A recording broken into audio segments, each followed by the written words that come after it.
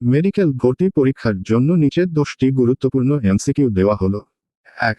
মানবদেহে সবচেয়ে বড় অঙ্গ কোনটি? ক. লিভার, খ. ত্বক, গ. হাড়, খ. মস্তিষ্ক। উত্তর খ.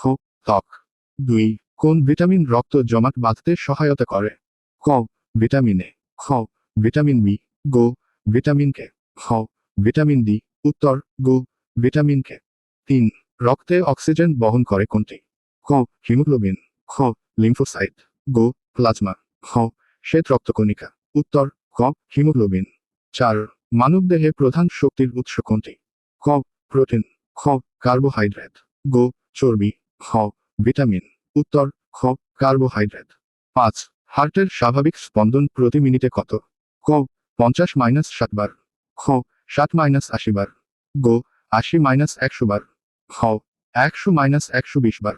উত্তর খ. 60-80 বার। 6. ডিএনএ গঠন প্রথম আবিষ্কার করেন কারা? ক. চার্লস ডারউইন, খ. ওয়াটসন এবং ক্রিক, গ. অরবেল এবং ওয়াক্সম্যান, খ. লুই পাস্তুর। উত্তর খ. ওয়াটসন এবং ক্রিক।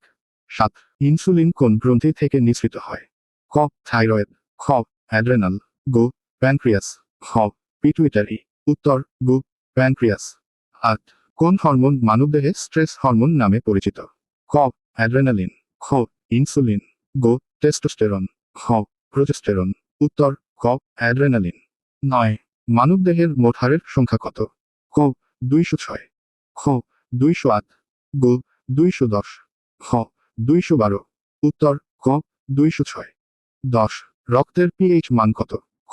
6.5-6.8, খ.